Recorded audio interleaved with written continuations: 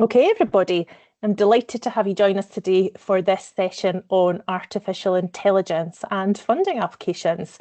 It came about this session as a result of a conversation at our annual conference in October, and we're delighted to be able to bring this to you today. So as a regular user of AI myself, in my CWA work and other work I do, I know the possibilities that it provides, and I'm truly delighted to welcome Callum from Scottish AI Alliance to tell us a little bit more about how AI can support our members in some of the work that you do. Thank you very much, Sharon, and thank you for having me, first off, and thanks for your time this afternoon. So today I'm going to be sharing my screen and to allow for later on switching between a presentation and some live examples. I'm going to share my whole desktop. So just to say, please don't judge my untidy desktop if you accidentally see it. I'm glad this bit's being recorded as well. So I think we should be, so what I'd like to quickly try out is, Sharon, can you let me know if you can see the presentation at the moment? I can indeed, yeah. That's Thank brilliant. you. Thank you. And can you now see a browser page that says, what can I help with? Yeah, I can. Ideal. Perfect. Brilliant. So thank you for having me. We are going to talk about the opportunities and challenges around artificial intelligence and funding applications today. Now, I'm going to start off with an introduction to AI. What do we even mean when we're talking about AI, and why does it matter? And then I'm going to get into the basics of generative AI, a particular type of AI technology. And then I'm going to show you some examples of generative AI in action, where we will explore how it could be useful in the funding application process, but also ways in which there are risks and pitfalls. And we'll talk about the current guidance on using AI in funding applications. And then we'll finish off with some next steps and reflections. Now, there will be some jargon within this presentation, but I'm trying to, where jargon is being kept at a minimum. But what I want you to know is I'll be able to share these slides with you after the event. I'll also be sharing our organisation's details, my contact details, where if you didn't quite catch something I was saying, or you would like something explained more fully to create impact for whatever group or charity or project you're working on, feel free to get in touch. You can also pop your hand up, pop into the chat, any questions, unmute yourself. I'm not precious, you can chip in. So first off, what I'd like to understand is, what do you think when you hear AI? Now, this can be many different things. I'm going to, in the first instance, pick on Sharon. What do you think when you hear AI? I think previously I just thought robot. Robot. And so, yeah, some kind of aliens taking over the world kind of approach with AI. I know a little bit more now, but that was always my first instinct. It was about something that was going to take over the role of human beings. It's a very common response to this question is robots, and sometimes a lot of science fiction terms, things like that. Would anyone else like to quickly unmute themselves and let me know, what do you think when you hear AI?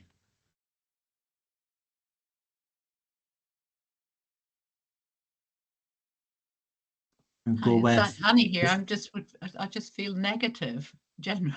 Negative. So that's why I'm here. Yeah. So I think what I ask this question at all of my sessions, and it's brilliant hearing just how varied a lot of answers can be. And there's not a right or a wrong. I'm not here to advocate you should be thinking positively or negatively about it. What I'd like to present to you is, this is what AI is. Here are the advantages. Here are the disadvantages. What do you think, for you to take it further? Now, when we talk about AI, it comes with a lot of baggage. Now, I think the concept around like robots, a lot of that will come from science fiction, but also there's a lot of the conversations quite led by the headlines around AI.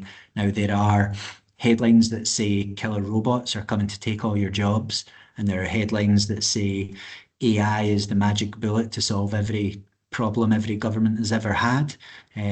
We are here to say that there is a more nuanced middle route, but it's important to keep in mind there's a lot of baggage around AI. Artificial intelligence as a term isn't an especially helpful one because it conjures these images of thinking, glowing blue brains and vats that isn't quite accurate.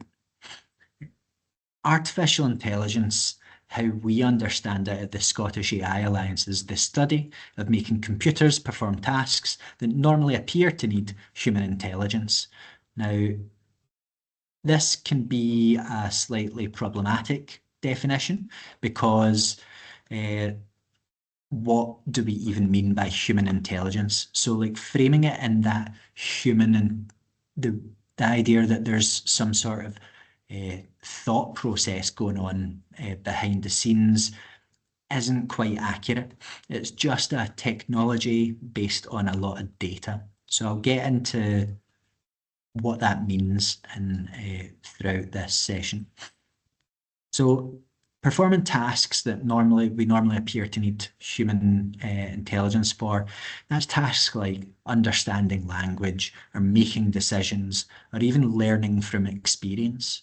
Now, artificial intelligence as a term is more, it's a human concept that we project on lots of different technologies. AI has been described as a constellation of different technologies, and the way in which we project an image of an animal on a constellation of stars, it's a very human concept. We like to see patterns in things the same way artificial intelligence does. So we call technologies that perform tasks that we normally need human intelligence, we call that artificial intelligence technologies. Now, I'm going to go through different tasks that AI technologies perform that you may be already interacting with AI without you knowing, because it's become woven through our digital experience. Now, AI technology or AI technique that's very common is known as machine learning. And this is when computers are trained on how to learn from the experience, the data points that are out there in the world. So that might be things like it learns that people of a certain demographic always buy cactuses in July. And so in July, it will show you adverts for cactuses. And it can be as benign as Netflix recommendations, but it can define like your news feeds for things like Facebook and Instagram. And then the issue becomes more clear around AI. Who is deciding what is happening within that tailoring experience? But those same technologies, those same techniques are used for really good things. It's the way in which you train AI technology to recognize patterns. It will be able to recognize spam emails. It will be able to recognize fraud happening within banking systems. And that training to recognize patterns and when things are moving outside of that pattern can be used for things like healthcare. Even in Scotland right now, there are AI technologies that are being trained to recognize what a healthy heart rhythm looks like on an ECG, and then how to flag to a doctor when a patient needs a closer look by a human based on the pattern of that ECG. So these same techniques, same technologies that are used, for instance, to target adverts to you, can be used for massively positive things. And it's about who's using the tool, what are they using it for and what's the impact going to be. So machine learning is a method within the wider study of AI, and that's when computers learn from data without being explicitly programmed for each task, and they get better and better over time. Now, machine learning is a big part of artificial intelligence, but it's not everything, and you can take machine learning even further. Now, understanding language is something that, even within my lifetime, I've seen really advance within AI technologies. Now, you might have heard of things like ChatGPT, but artificial intelligence, understanding language, has been with us for longer. If you have a smart speaker in your home, like an Alexa, that will be using different AI techniques to recognize your voice, and it will be using different AI techniques to create a synthesized voice to give you the answer back. But that same techniques, same technologies can be used for completely other things. For instance, this is AI technology that has been trained on all the community health resources in Scotland, and you can talk conversationally with it to find out what's happening in your area. So it's about what we're using these technologies for. And that relies on natural language processing. So where we were previously looking at training AI and recognizing like, oh, I love cactuses. Now we're training an AI to recognize the patterns in human language. And it's become much better in recent years. Now, another form of an AI technology, another task that AI can perform is visual perception. So if you use Face Unlock in your phone, you will have trained an AI technology to recognize the pattern of your face, and you're using that for access to your phone. It can also be used, for instance, in this middle picture here. An AI system has been trained to recognize the pattern of what a human body looks like, and it is outlining it within the camera system. Now, that can be used for lots of different tasks. Now, you might have heard of facial recognition technologies, which are AI technologies, and how they are used is important. They can be used for good, they can be used for riskier tasks.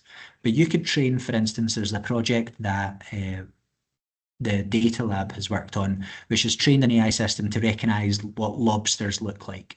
And now they've got a camera trained under the water just off of Shetland to count lobsters. So AI doesn't need to be as fancy, shiny robots as it might come across. Sometimes AI is being used to count lobsters.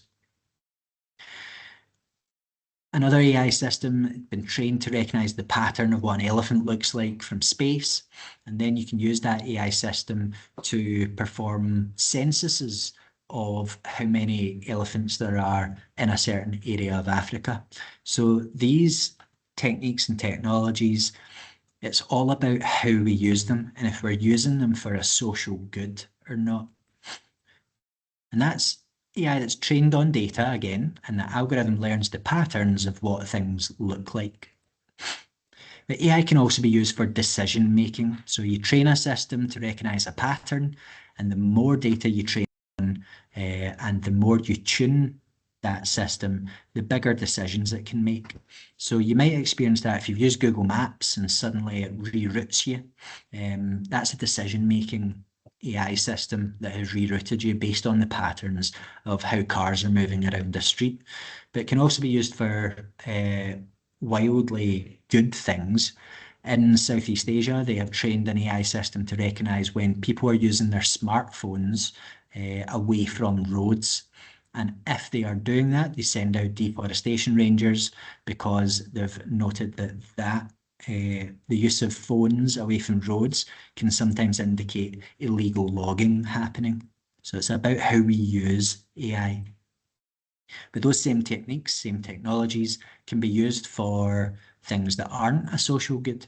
This is in Rotterdam. They used an AI system to identify who was committing child welfare fraud. And it turned out that the system had been trained on biased data, and it was identifying especially marginalised young women as people who were committing child welfare fraud when they were not.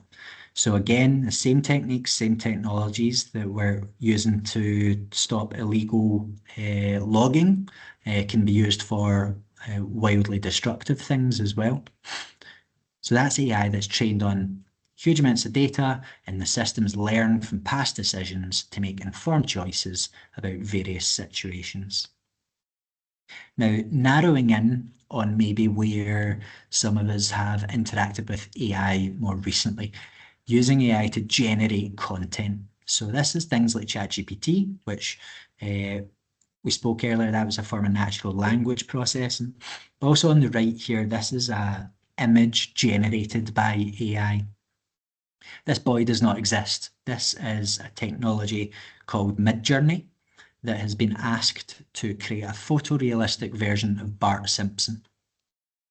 So all these different uses across the whole constellation of AI, it's becoming something that has sort of tendrils across a lot of parts of society. So this is a key term that I'd like us to concentrate on: generative AI.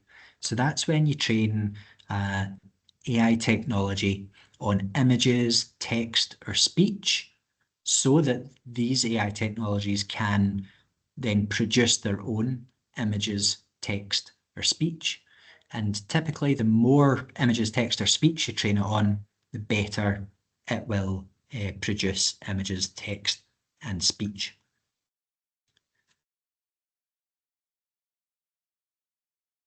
Now, narrowing in even further on ChatGPT. So ChatGPT is something we call, it's like a chat bot, and I'll get into this further through the session. But it's like you type with conversational English into a little chat window, and it responds based on what you have put into it. And we call that a large language model. So when generative AI is producing text, it tends to be a large language model. So ChatGPT is a large language model, and I'll be referencing that as LLMs. So using an LLM is something that I'm going to explore how we can do that within funding applications. Now, there are different large language models. ChatGPT is one. You may have heard of Copilot, which is how you access an LLM via Microsoft. So if you've got Microsoft Teams and Word and everything, Copilot is that technology. And then if you use Google, their large language model, the way you interact with that, they call that Gemini. Now, the industry secret is all three of these are using the same core technology. It's just three different companies that allow you different ways to access that core technology. So how you want to engage with it, you can get something powerful out of all three of these. And there are other large language models out there as well, but these are the three most common. So if we bring back to that, machine learning was a big part of artificial intelligence, and then deep learning, and even closer part, ChatGPT relies on all these different techniques and technologies working together. So AI technologies perform tasks that normally appear to need human intelligence based on the data they've been trained on. And AI isn't one thing. It's a range of lots of different technologies used for lots of different tasks. And then we've got generative AI technologies, including LLMs, that have recently become more powerful and are becoming more integrated into our lives. So coming back to AI as robots, Not all robots use AI, but some do. But AI is a lot wider than just maybe the science fiction version that we have sort of learned through headlines and stories. So at this point, and I'm sure you've just had a lot of information thrown at you. You may not have any questions, but if there's any questions, just let me know. And Sharon, I can't see the chat function right now, so if you're able to relay any questions, that'd be grand. Of course, I will, no problem at all. At the moment, there aren't any. Thank you. So if we don't have any questions at the moment, I will keep on going with what we're doing now is we're going to narrow down into generative AI. So things like ChatGPT, cover the basics of that. So my organisation is the Scottish AI Alliance, and you can find out more about us at scottishay.com. And our vision is for Scotland to become a leader in the development and use of trustworthy, ethical and inclusive AI.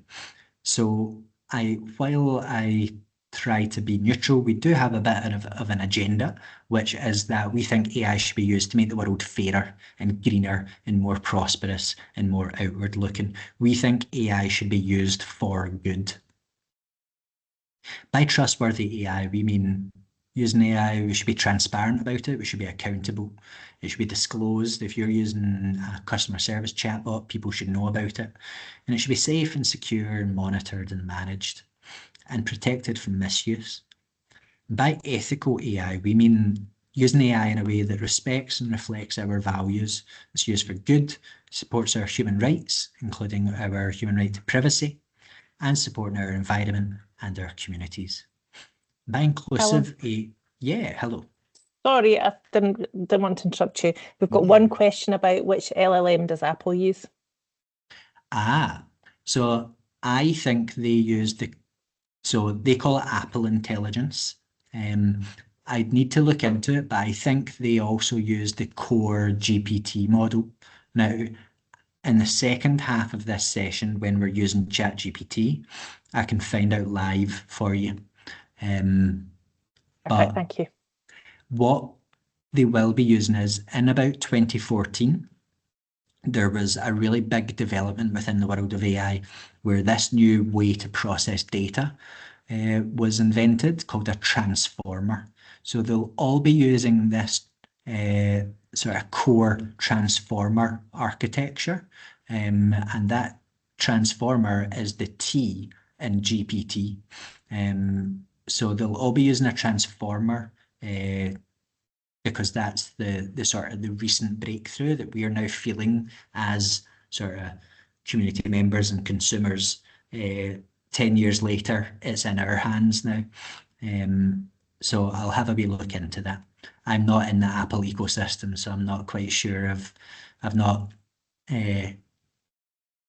used anything since my iPod Classic, sorry. By inclusive AI, we mean it should involve everyone impacted. So for instance, if we're thinking about using AI to make welfare decisions, we believe that everyone in society should have a say in that, and it should work for underrepresented groups. There can be data bias. If AI is sort of built on the back of data, and data is captured from the world, and the world is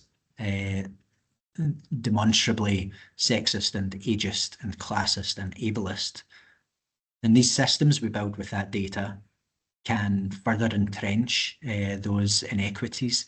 And so we advocate a lot for a lot of work around fighting data bias.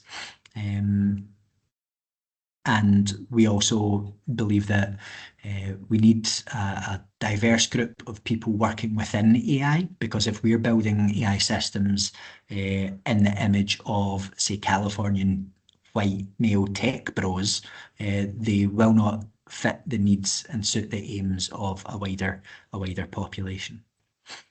So essentially what we would like is, rather than the the conversation being, are you using generative AI? We think the conversation should be, how are you using generative AI? Are you using it in a way that's trustworthy, ethical, and inclusive? So generative AI basics. Just revisiting, generative AI is when we are creating new content using AI such as text, images, or audio by learning patterns in existing data. And different large language models are used to do that.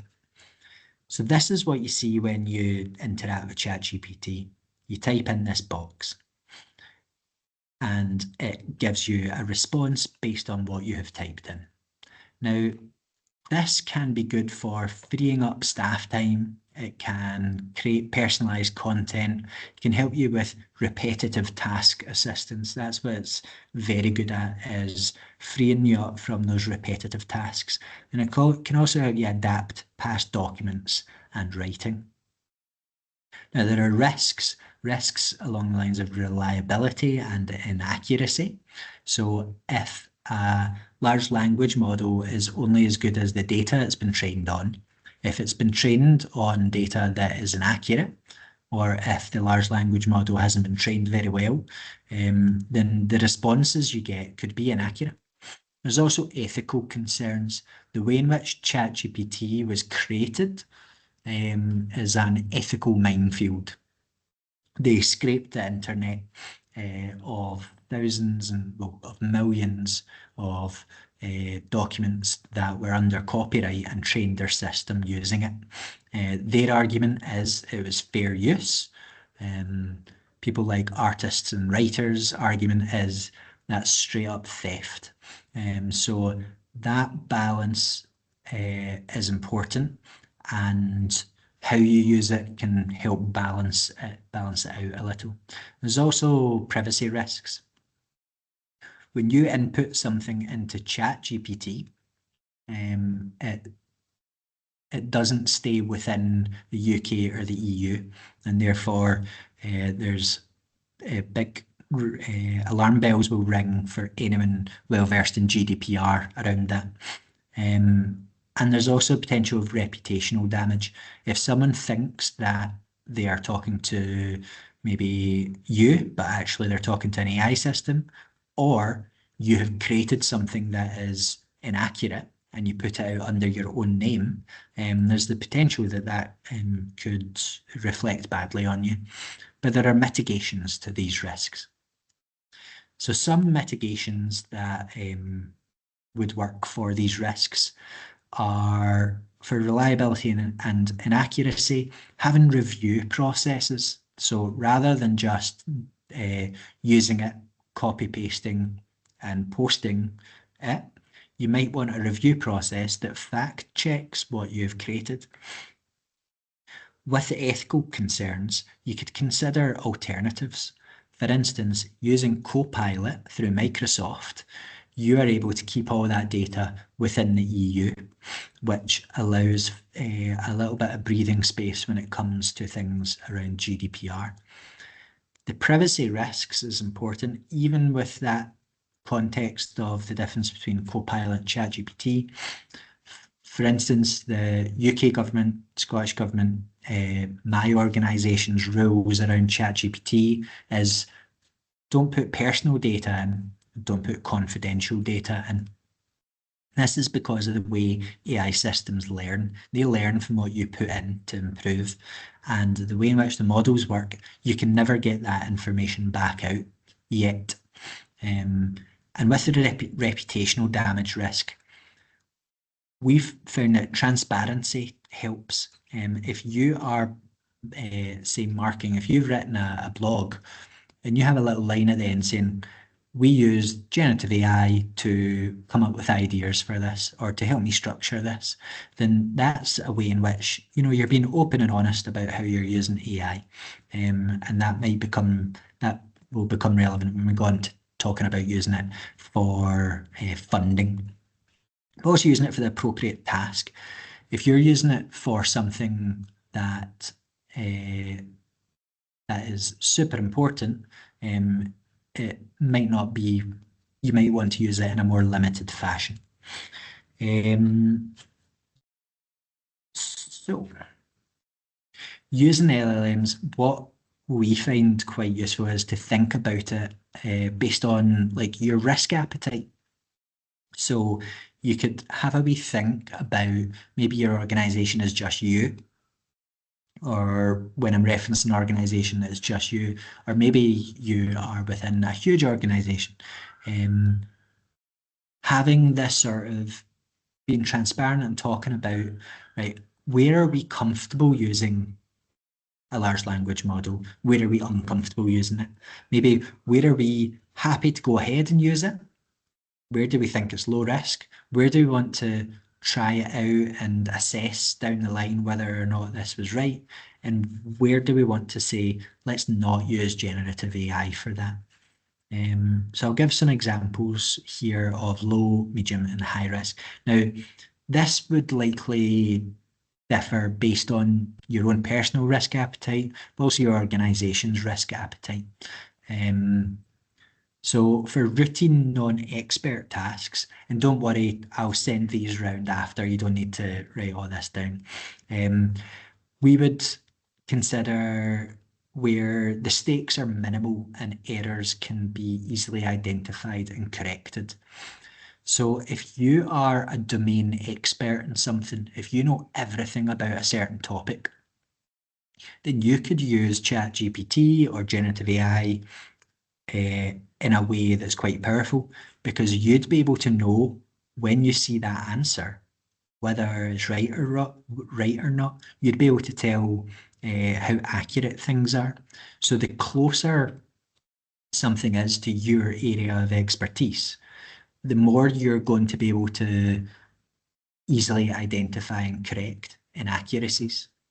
Now, if you're using it for something you know nothing about, you're not going to be able to check whether that answer is accurate or not.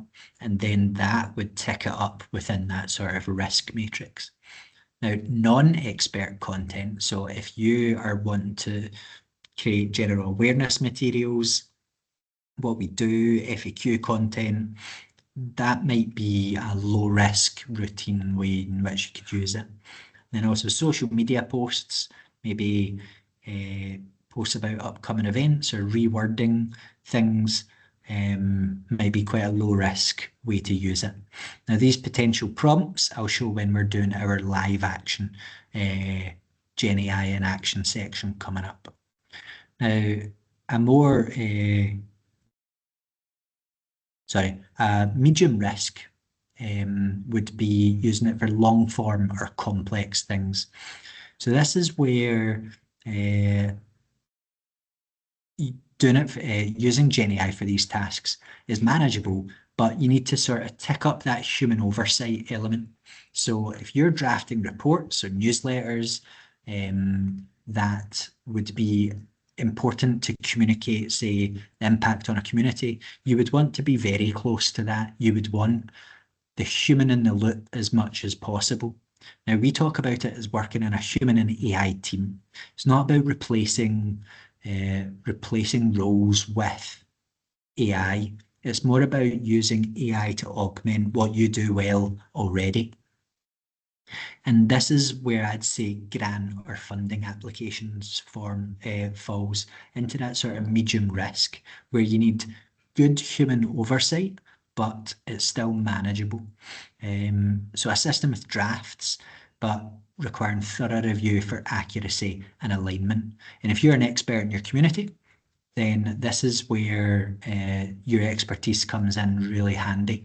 You can identify what you can generate using AI and where the human insight is really key. Because as identified with Gen AI guidelines from the National Lottery that were released recently, that human element is really important. You're not wanting to replace that bit with AI, but you might want to replace coming up with ideas, structuring, drafting things with AI, but then you do the final draft. You make it special. And then there's high risk uses of AI, where we'd say without an AI policy in place, for instance, you maybe wouldn't want to be going at these tasks using generative AI. It's about what the impact would be. Providing legal advice.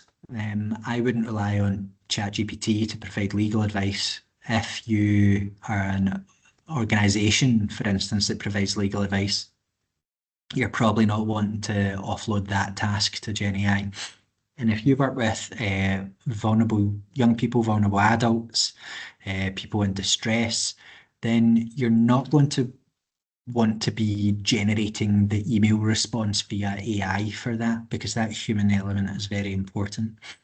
And then using it to make decisions that impact people. You don't want to give over that decision-making power to a large language model. Large language model is a tool, it's a technique. You wouldn't want to, there's no thinking going on behind the bonnet, under the bonnet. And then sensitive communications. You probably don't want to be responding, for instance, around complaints or disputes. If it then comes out you use generative AI to respond to it, it would then heighten that complaint or dispute. So thinking about it through a risk lens, for low-risk tasks, ChatGPT can be a reliable assistant if you have a bit of oversight. Then medium-risk tasks, thinking of them as completely doable with Gen AI, but that human element is essential if you want it to have any quality, if you want to have any contextual relevance. And then high-risk tasks, I'd say avoid using ChatGPT for that, unless you have very high up approval for doing so. What are the funders saying? So the National Lottery Community Fund recently put out, they said, you can use AI tools to help write your funding application. We will not reject an application just because AI was used. At the same time, they're saying use AI with caution. They see it as AI can provide a useful starting point, but often what it produces for you is not as strong as it might appear. Generative AI like ChatGPT is a technology that is designed to make you happy. So it will produce answers that are very convincingly the right thing. But funders often aren't looking for exactly the right thing. They're looking for authenticity and community connection. And so the National Lottery Community Fund's recommendations for using AI, things for you to keep in mind is to look out for inaccuracies. So that's where your community expertise, bringing together community intelligence with artificial intelligence comes in. And then noting that your data might not be private. The basic mitigation for that is don't submit personal information in, don't submit confidential information in. There are other workarounds to that as well. And also noting AI has an environmental impact. There is a carbon cost, for instance, to the sending of an email. Data is somewhere. The cloud is a lie. The cloud is actually servers somewhere else. It all needs to have energy, it needs to be heated. And so AI does have an environmental impact, and that is on a scale of about 10 to 20 times of a Google search. So I would keep that in mind. That's why we think that AI should be treated as a rare resource that is only used for the right tasks. And we think those tasks should be ones that deconstruct barriers. So if you're using it to deconstruct a barrier, have a wee balancing thought in your head as to whether or not I should be using it for this task. So key terms from this section we've talked about have been generative AI. So that's this umbrella term for AI systems that can generate text, speech, or images based on the text, speech, or images they've been trained on. And then when we're talking about just those technologies that you deal with text with, they're called large language models, or LLMs. And then different LLMs are ChatGPT, Copilot, and Gemini. Alan, we have a question. The question's from Sarah from Trees for Life, and she wants to know, can LLMs differentiate between fact and fiction, given that they scrape the internet for source material? A good question. No, they cannot. LLMs are not an oracle of truth. And if that element of truth is particularly important for that task, make sure you have a lot of human oversight. Now, it will trend towards a convincing truth, but you need to do your own critical reflection on the answer you get. The same way you probably do without even thinking when you're, for instance, reading a news article. How much do I trust this journalist? How much do I trust this newspaper? How much do I trust how polarised this issue is? So having a wee think about that element is important. But yeah, LLMs aren't oracles of truth. They can't tell whether the data they've been trained on contains a truth or an inaccuracy. All they are doing, all large language models are doing, is like parroting back at you what they have calculated as the most accurate response based on what you've input. Now, a lot of what you'll get out of LLMs will be true, but that is not something within the programming. There is not a truthiness. Now, you can set it up to fact check itself. So there are mitigations to that. You can work around that. But yeah, then it's back to your appetite for risk. If you're doing a task that really requires something to be extremely accurate, or your organization folds, I would be doing that fact checking as a human, and using ChatGPT to do the administrative tasks instead. So generative AI in action. Now this is where you'll get to see me copy pasting a lot of stuff. So give me a wee second. So I'd like to show you how you functionally use ChatGPT now. Now, I'm using ChatGPT because I find it the easiest to use. It is the cheapest option for me because I don't have a Microsoft license, but you might find that you might have certain Microsoft or Google licenses that give you access to other large language models. But ChatGPT is quite a simple to use one, although it is probably the most ethically problematic. So it's an interesting balancing act there. So what I'm going to show you is the basics, how you prompt an LLM. So that's what we call what you type into the box. We call that a prompt. Then I'm going to show you a little bit about prompt engineering and iteration. So how you get the most out of generative AI. And we'll use that. These examples will be in a funding context.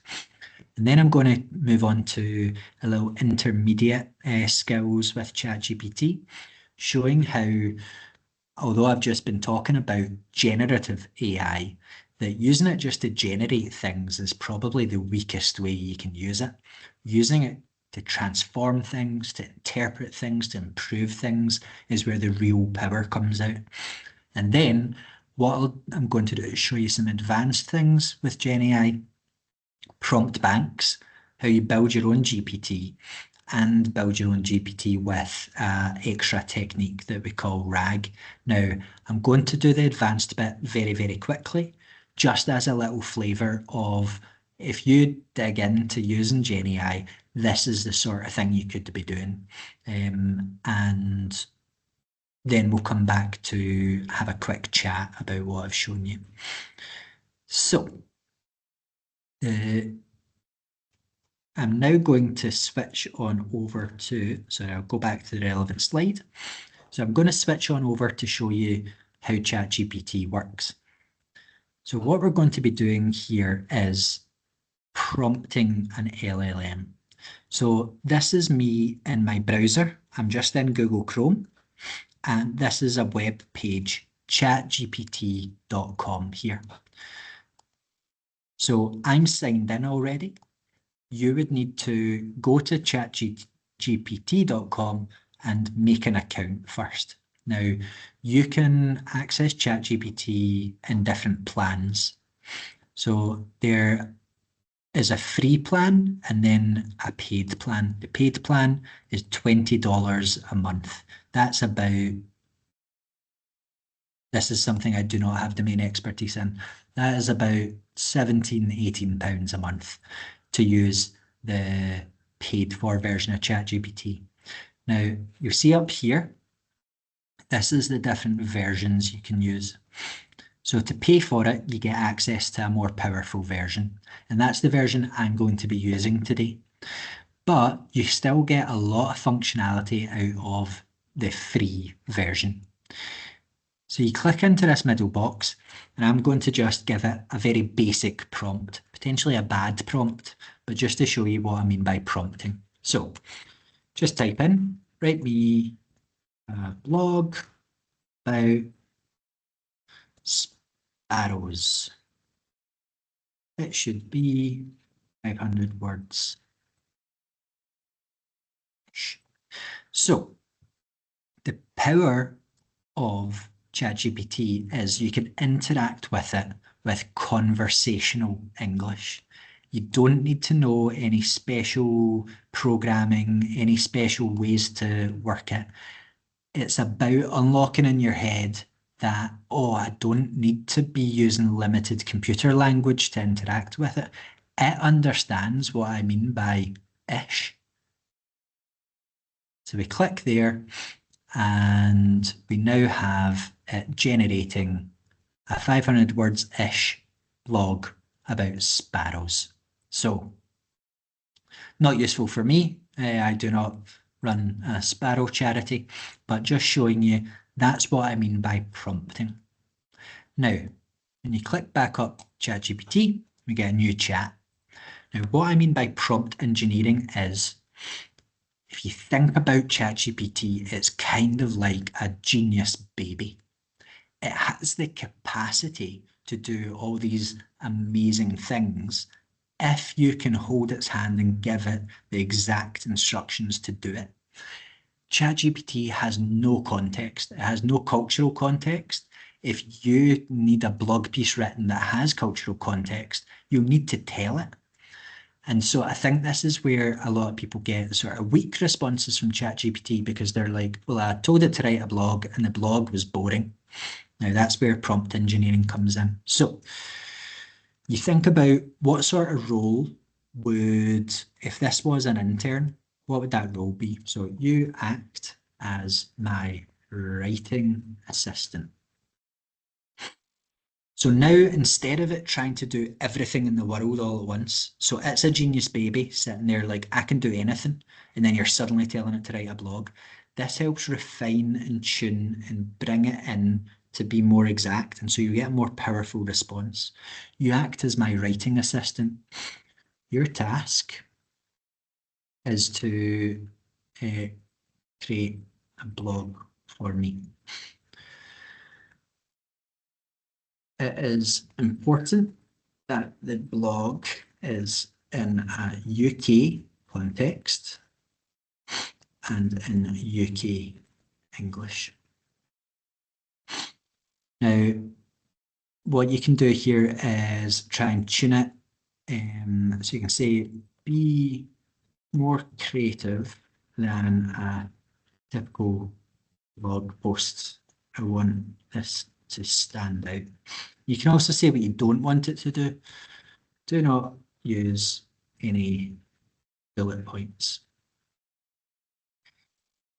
Create a title for the blog that would do well in SEO. So you can get really complex with that, and you can do the prompt can be as long as you want, and the more you hold its hand and give it context, the better it will be. So subject matter is sparrows. I want I go to B. Sparrows are awesome. So now this has popped it into a whole new project because it knows we're working on something that might take a little bit. So that's prompt engineering. It's about giving it as much context as you can. It's about maybe tuning it and saying, this is how I'd like you to do it. Now, iteration. So the next way we can engage with this is, if I will just pop back to this page, it's still typing away. So iteration is not taking that first response. So you look at that response, what do I like about that? So I like the general approach, but let's make the voice more neutral. Also, the first paragraph needs a stronger image.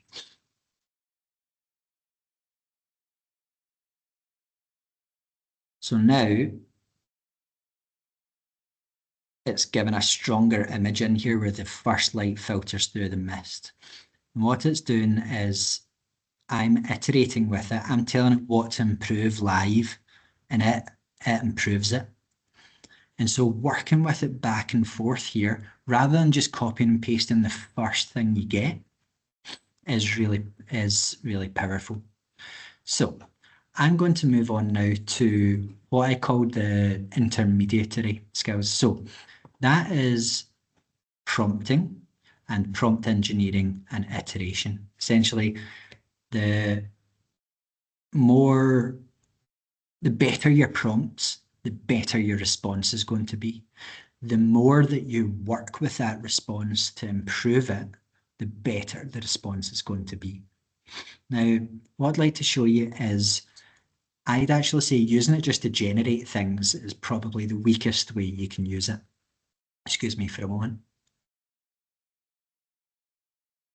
I'm going to show you how we can use it for transformation. So I'm going to take some quotes I've prepared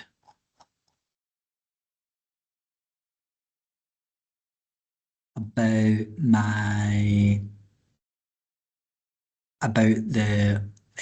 Land Rover Tours system that I run. Spoilers, I don't actually run one. So you act as my copywriter. I'm going to provide you with a series of quotes from customers. I'm applying for some funding. I would like you to weave 3 or 4 quotes into an expression of interest. You pick the best quotes, but check in with me on other options. Funding I'm applying for is from Murray Council.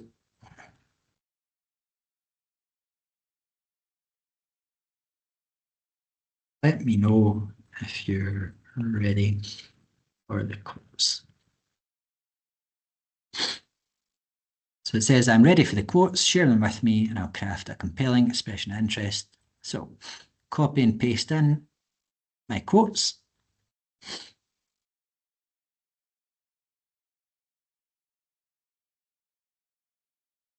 And it's now categorized the quotes. It's saying these are the quotes that are focused on adventure and unique experience. These are the quotes that are connected to nature and beauty. And it's categorized them completely. Let's go with option 2.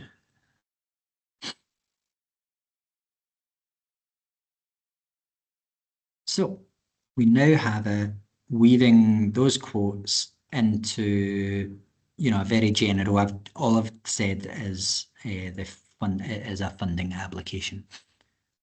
So we now have somewhere to start. There's nothing scarier than a blank page, and I can now play around with that and see how I like it. So that's one way you can transform language.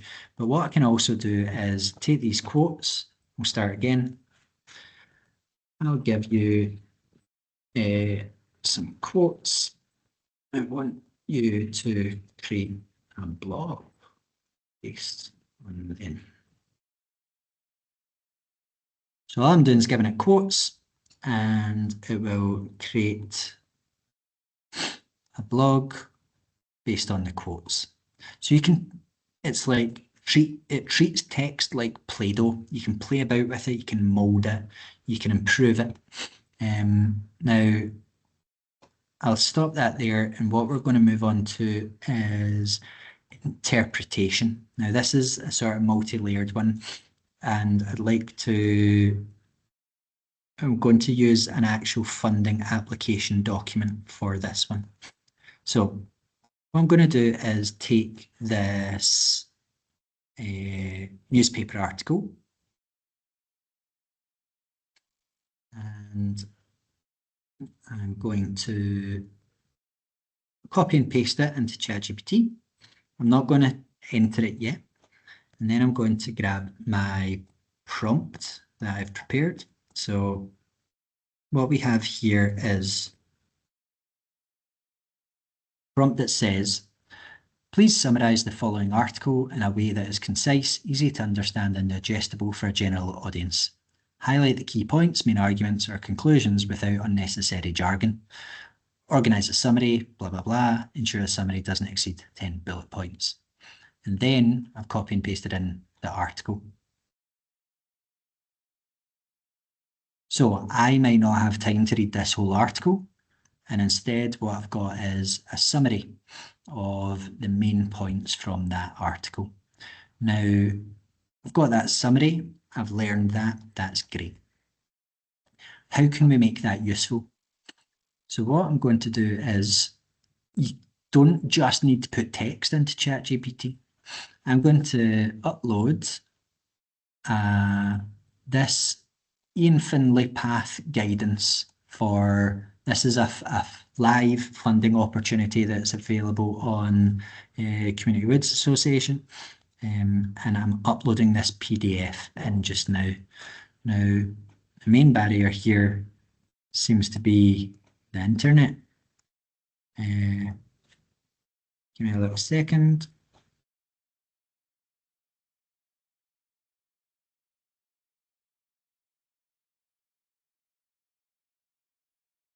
There we go. So it's uploading this PDF,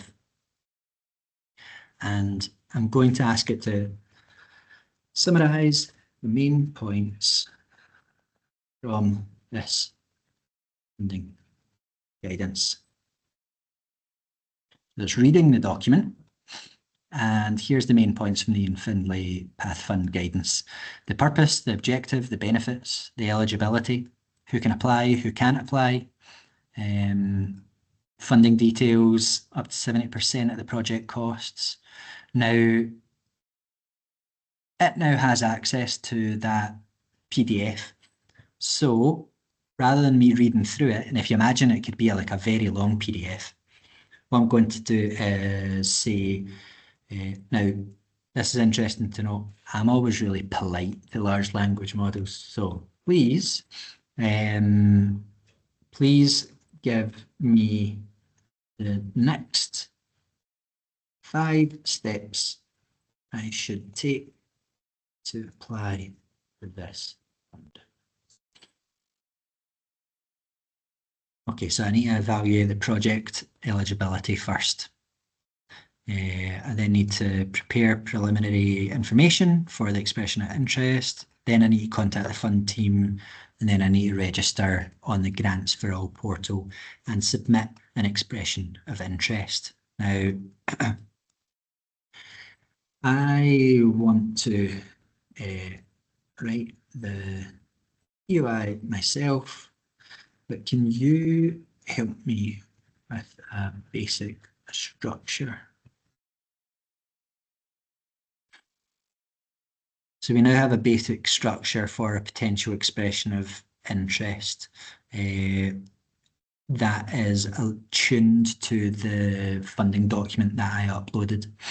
You can also do this by, now this is less powerful and it depends on whether it can access things, but what you can do is, we've got here the National Lottery Community Fund. You can just, if you copy and paste the URL out there, and you go back to ChatGPT, you go, you access this web page.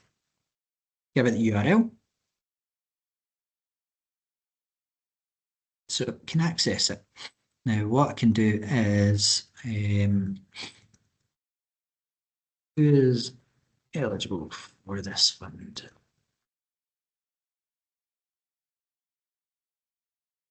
So I can now talk conversationally with the website essentially. Now, the first couple of times you do this, I would fact check that what's happening. You could come up with 3 ideas to apply for this fund, just top level for now.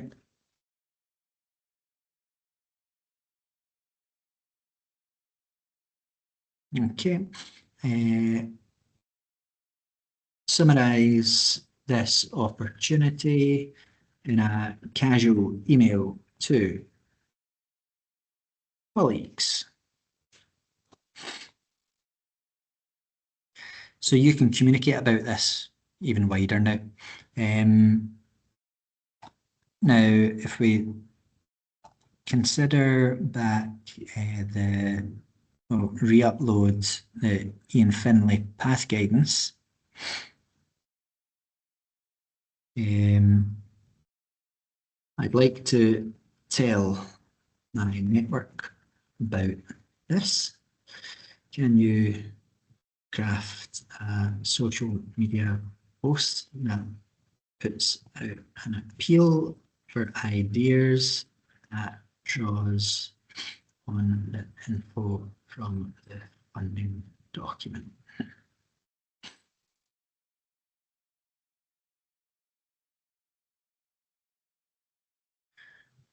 So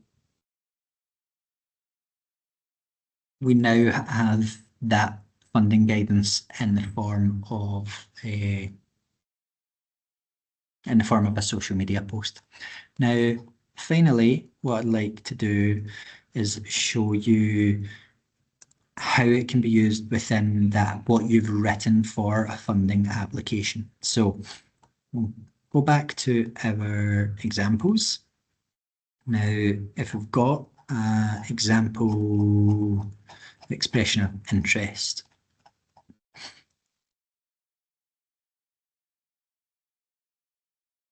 turns out we do have an example expression of interest.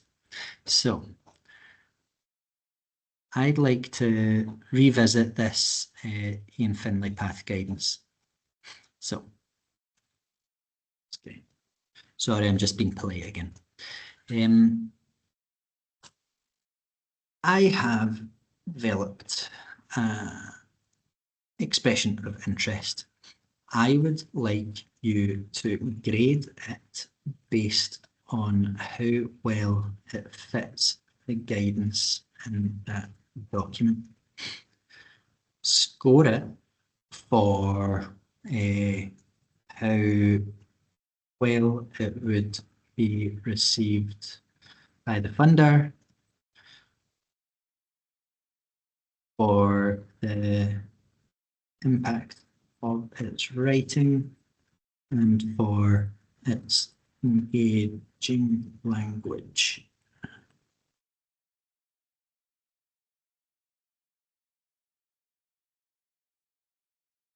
So it's given it a 9 out of 10 rating for how well it fits the needs of that guidance. It's given me the strengths. It is aligned well with the goals.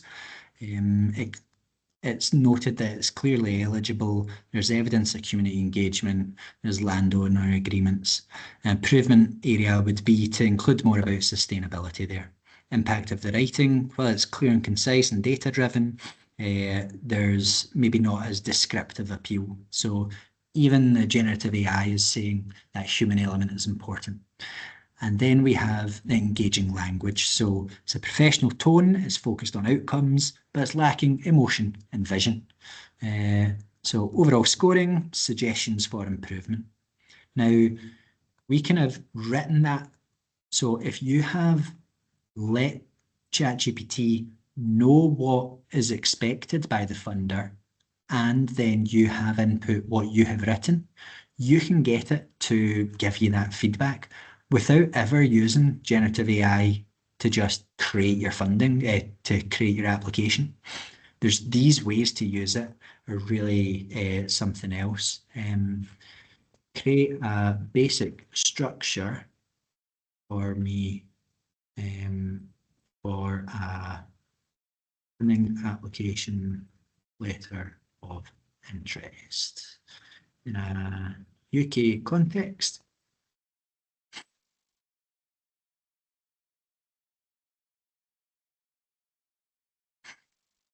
So what we've got is guidance as to what structures we could use for that letter.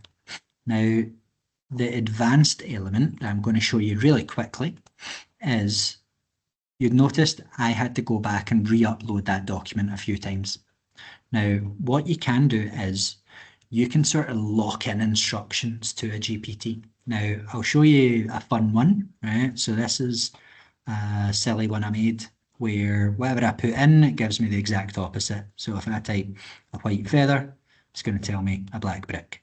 And then what I've got, I've made it sort of argue as to why it's the opposite. Now, you can take this even further. So if we look at, say, Funding Navigator. So this is what we call a GPT. So like my own GPT that I have trained based on that Ian Findlay path guidance. So what are the key requirements in this document? And it's got it right off the bat what the key requirements are. We might want to go back in. We might want to say, can you summarize the eligibility criteria? So we know who can apply. And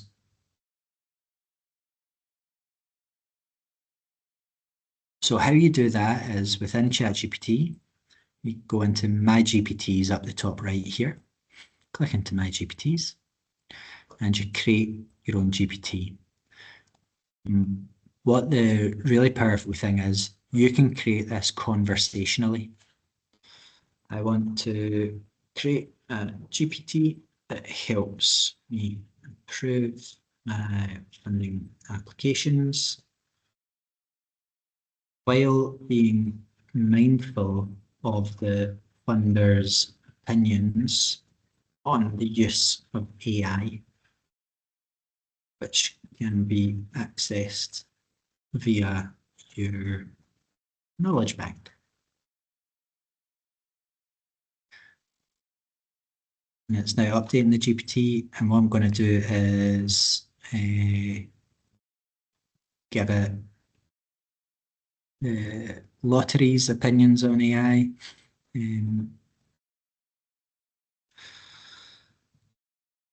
The knowledge you have should be accessed via this. So put this in. So I've given it the National Lotteries guidance on the use of AI, and I'm asking it to create my own chatbot that is tuned to always sort of be behaving in a way that is appropriate to the National Lottery. So we can have a preview. Hello. Callum, while you're there, we actually have a question from Bob. He was wanting to know if the National Lottery ask that you identify that you've used artificial intelligence. So I'm not sure if that's something that you could find out whilst you're doing this. It's something I could find out, definitely. I think what will be important is being able to communicate how you've used it.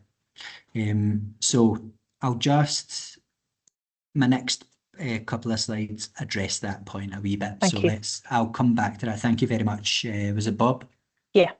Thanks, Bob. So the more you get into this, the more useful it can be for funding applications. Now, that's a whirlwind tour of how ChatGPT can be used in a way that's not just, so we've covered prompting and prompt engineering and iteration. And then I was showing you how the real power is when you're using it to transform things, interpret things, and improve things. And you can tell it what to improve. You can say, this is what the funding application finds important. This is what I have written. Tell me what I'm doing right. Tell me what I'm doing wrong. You don't need to just say, generate me an answer, because you're probably going to get quite a bland answer. And that's what the National Lottery's advice is saying. The answer that gives you is probably not going to be that good. You should be working with AI to improve your own writing rather than just generating things.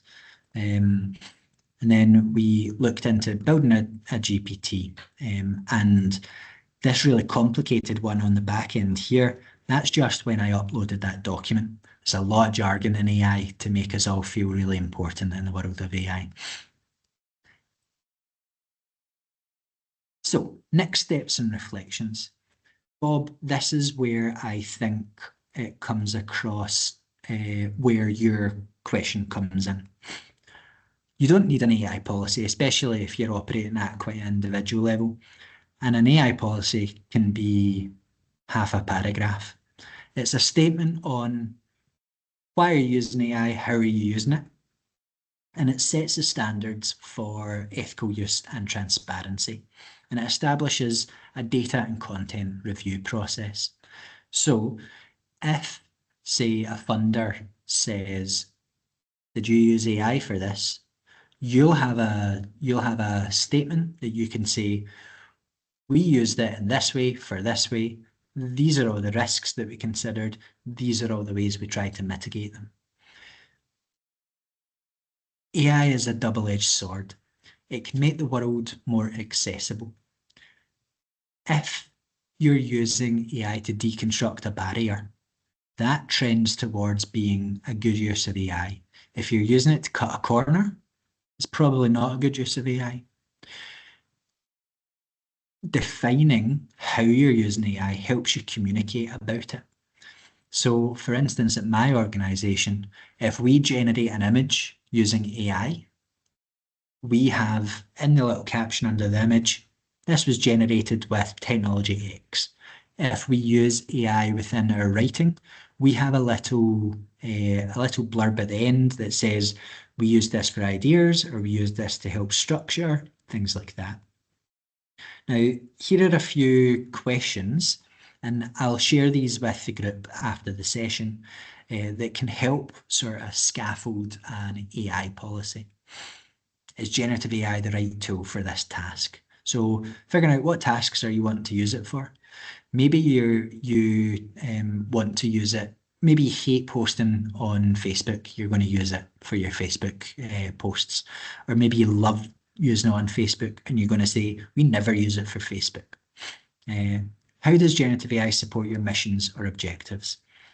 Who will be using the technology and what skills or guidance do they need? Just telling someone to use ChatGPT, they're probably going to use it in a very weak way that just churns out uninspiring copy. If you give them a little bit of training on how you get the most out of it, then that will mean that you can get a better approach. And what specific uses do we support? Which uses do we limit? Are you going to ever respond to a funder by generating an email. That might be quite a risky thing. Or maybe you will use it for your emails. I think it's about figuring out your own personal risk appetite and figuring out how am I going to communicate how I'm using it. And how will we measure any outcomes or benefits? If you're using generative AI to do things and it results in less funding, that's probably something you should be aware of. Or if you're using generative AI and it helps you get more funding, that's probably something you should be aware of. So how are you going to measure and track this? And then we've got standards around ethical uses. So this might not be relevant. You don't need to overthink it. It might just be one or two of these questions, but how will we encourage and act on feedback? If someone questions your use of AI, what's your response going to be?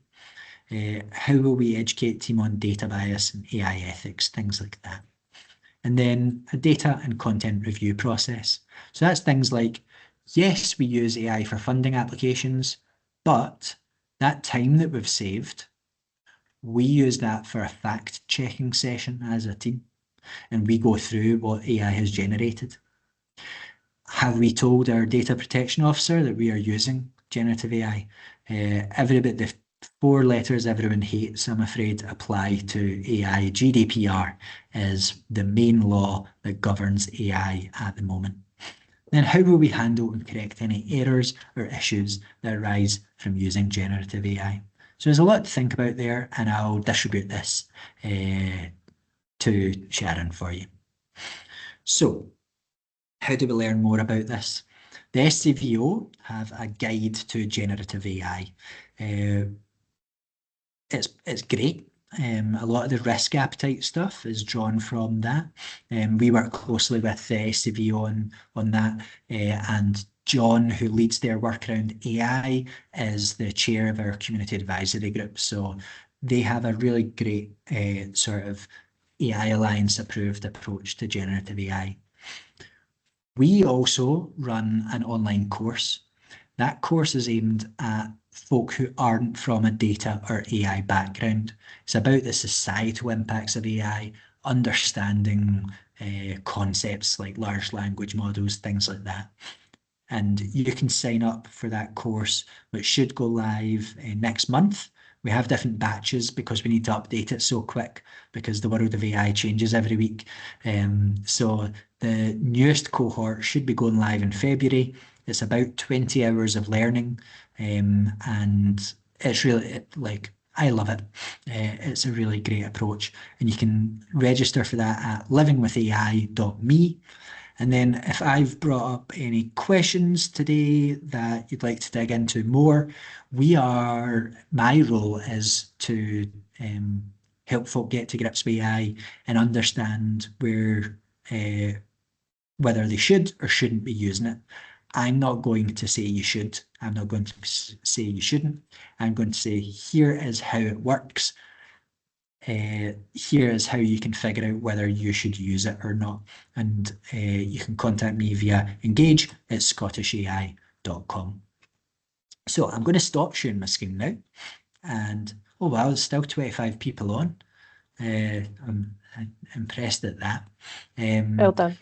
That was a lot of information at you. And so now's time for the test. No, if you have any questions or any comments or anything, even just reflections on how the world is changing, now is a good time for it. Any questions at the moment? I didn't see who put their hand up quicker there. Can we go with, is it Ali? Yeah, hi. Hi, Ali. You said that you tend to be nice to them, and then Sharon and somebody else responded. I was wondering, is there a reason for that? I'm overly polite. My friends have told me I need to stop being polite to get invited to their houses because I'm over asking. I think it's more to I think the blame lays more at the feet of my mother than anything else. But no, I think it is, if you are interacting with anything, I get into patterns of speech, and that's how I talk normally, and that has transferred into how I engage with generative AI. I don't have any worries about the future consciousness, if that's what you're thinking. That artificial general intelligence sort of thing, I don't even know if it could exist, but I think it's nice to be polite in every occurrence. I say sorry to the table when I bang into it. Cool. No, I just thought it was interesting that several people said that, and it's not something that I've considered, but because it takes all of what I feed into it and applies, then that's something that I hadn't really given consideration for. Yeah. So thank you.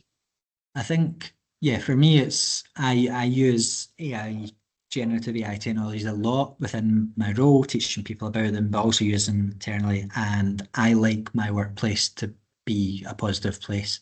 And so I think it's just rooted in that, really. Hello, Ellie, is it? Sorry if I'm mispronouncing names. Yeah, no, that's absolutely right. Well done. Thank you. Yeah, thanks for that. That was really, really great and informative. And 2 points. First of all, just actually to pick up on Ali's point, doesn't AI learn your speech patterns anyway? So if you're generating, it will learn the way you speak to it. And so actually, if you're polite by nature, it will be polite in what it's feeding you back. It depends on the settings you have on. So you can use ChatGPT in a way that it forgets every interaction that the user has ever had with it, and you're just using it like in a very sort of raw and basic way. Or you can have the settings, for instance, remember your voice and remember how you talk and how you like to communicate. So yeah, that depends on what settings you've got tuned in there. For instance, a pro tip for anyone who's annoyed at all the Z's in ChatGPT responses, you can go into your settings and put a permanent tuning in that all responses need to be in UK English in a Scottish context. And that will solve that wee problem. Great. Sorry, just another thing as well was that yeah, I read an article this weekend that had a brilliant that I thought was really interesting about, and kind of, I suppose, helped me with my fear about what AI might become, and said that actually the thing about AI is it's not creative. It relies on what's out there. And so actually the danger is that if we use AI all the time, we make the same mistakes and we just recycle and recycle and recycle. So I think from my creative point of view, that's really encouraging because it still needs the human brain. Yeah, for sure. We've done a lot of work with around creativity and AI with a cohort of artists that work with different AI technologies to create. And I think the sort of learning from that for me is like, well, the big elephant in the room is everyone's been stolen from to make ChatGPT. That exists as an issue. But artists, writers, creatives, for centuries have taken new things and ran with it. And it's that applied to the wider scale is AI isn't going to take your job, but someone using AI might, or a boss might decide that using AI in a certain way is. So my role and remit and my approach is people are using AI a lot, and those who are able to use it the most are businesses, enterprises, people with money, and they're getting the advantages of it. But the places and the people most primed to take advantage of AI is where there is a funding desert, where there is huge inequity already. Using AI tools to amplify these voices that are already being left out is a way we can fight against that sort of entrenchment of inequality via AI. So I think, for instance, the third sector, civil society, should be one of the loudest, most active voices in conversations about AI, because The business world is already very noisy around it. How can we equal that out and make sure that the benefits are for 8 billion people and not for 8 billionaires? I didn't realize there was so much great chat going on while I was talking. I'm very sorry if I didn't catch any great points made, but hopefully I'll be able to catch up with them after the call. Yeah, you should be able to see everything after the call, Cam. Is there any final questions? We've got 1 minute left. I have one more, if that's okay. Yeah, of course. I use the free ChatGPT, and it's my understanding that there's different versions, and I think the free one doesn't have access to live internet. It uses something from a certain date and historic. Is that true? Yes, that's a really great point. So, free ChatGPT, you sign up and then you get access and you don't pay anything. What you're getting there is you get we call them models, right? So different versions we call models. The free version, you get access to the most advanced model for about half an hour. And then it ticks down to the standard model because it's like, look what you could be getting if you were paying for this. That most advanced model can live search the internet, it can do lots of different things. Its reasoning power is more complex. It's able to give you more powerful answers. That basic model only responds based on all the data it's been trained on up until a certain date. Now, each model has a different cutoff date. I think the current free model, the cutoff date is like May or April last year. And so, for instance, it will not know the outcome of the recent American elections, things like that.